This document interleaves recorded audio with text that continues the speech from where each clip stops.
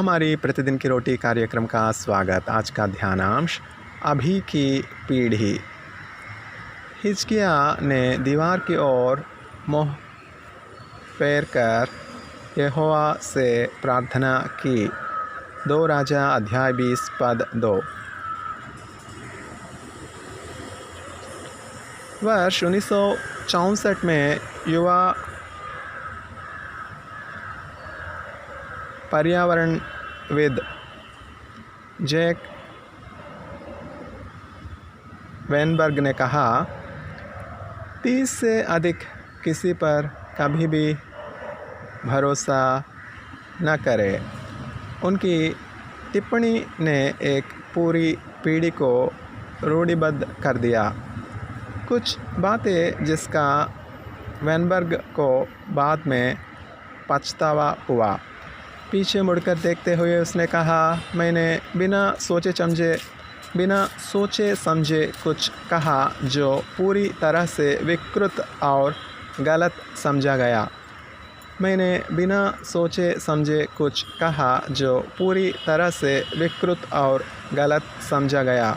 क्या आपने अपमानजनक टिप्पणियाँ सुनी हैं जिसमें नौजवानों को लक्ष्य बनाया गया है, या ठीक इसके विपरीत एक पीढ़ी से दूसरी पीढ़ी की ओर निर्देशित गलत विचार दोनों तरह से काट सकते हैं? निश्चित रूप से एक बेहतर तरीका है।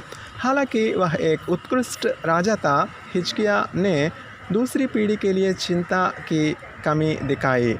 जब एक जवान आदमी के रूप में हिजकिय्याह एक प्राणघातक बीमारी से पीड़ित हुआ था, 2 राजा अध्याय 20 पद 1, उसने अपने जीवन के लिए परमेश्वर को पुकारा। पद 2 से 3, परमेश्वर ने उसे और 15 वर्ष दिए। पद 6, परंतु जब हिजकिय्याह को यह भयानक समाचार मिला कि उसके बच्चों को एक दिन बंदी बना लिया जाएगा, तो शाही आंसू स्पष्ट रूप से अनुपस्थित थे। पद 16 से 18, उसने सोचा, क्या मेरे जीवन काल में शांति और सुरक्षा नहीं होगी? पद 19, हो सकता है कि हिजकिय्याह ने अपनी भलाई के लिए जो जुनून था उसे अगली पीढ़ी पर लागू नहीं किया। परमेश्वर हमें उस प्रेम के लिए बुलाता है जो हमें विभाजित करने वाली रेखाओं को पार करने का साहस देता है।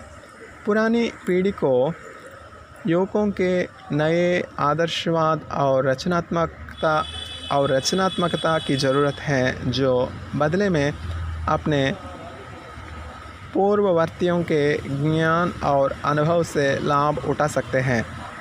यह बदले नकल किए गए विचारों और नारों का नहीं, बल्कि विचारों के विचारशील आदान प्रदान का समय है। हम इसमें साथ हैं। आप किस प्रकार सोचते हैं कि अपने भिन्न आयु वर्ग के अन्य लोगों की उपेक्षा की होगी या उनका अनादर किया होगा? आप उन उपहारों का उपयोग कैसे कर सकते हैं जो परमेश्वर ने आपको उनकी सेवा के लिए दिए हैं? पिता, मेरे से अलग जीवन के एक चरण में दूसरों की सराहना नहीं करने के लिए मुझे क्षमा कर दे। लेखक टिम गुस्टफ्सन, 4 दिसंबर 2021। धन्यवाद।